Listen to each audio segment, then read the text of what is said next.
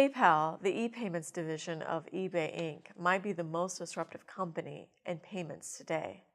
PayPal is obviously already big in the online payment space, it has 117 million active users, and is expected to process $10 billion in mobile payments in this year alone.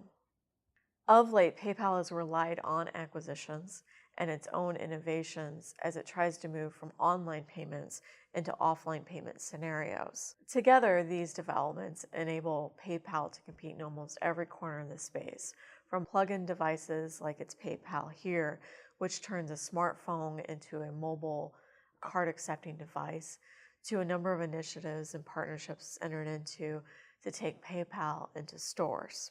In fact, 2012 was a big year for PayPal as it made its push into brick-and-mortar locations. Over the course of the year, it entered into partnerships with the 3 largest POS manufacturers that gave it access to 40 million terminals worldwide. This is important because it means a retailer doesn't need a new POS terminal to accept PayPal payments. It only needs a software update. PayPal has also partnered with cloud-based POS software providers like ShopKeep, LeapSet, and Erply and Vend to make localized payments a possibility. Essentially what happens is when a consumer enters a participating merchant, they check in via their smartphone app. Then at that point, their photo and name pops up on the POS terminal for the employee to confirm. For a service like this via ShopKeep, for example, merchants pay $49 to use the device. They get some access to the device, customer service, and other things like inventory tracking. This past January, PayPal started testing its new service called PayPal Anywhere in its first brick-and-mortar partner, Home Depot.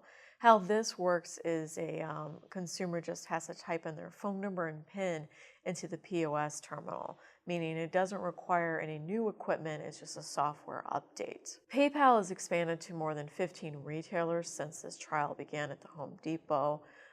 This PayPal Anywhere is a bit different from NFC mobile-enabled services like the Google Wallet because it doesn't require the merchant to upgrade to any new terminal, and it also doesn't require the consumer to have any specific smartphone, let alone a phone at all. Perhaps one of PayPal's biggest developments was a deal it struck with Discover this August. They gave it access to Discover's 7 million U.S. merchant locations.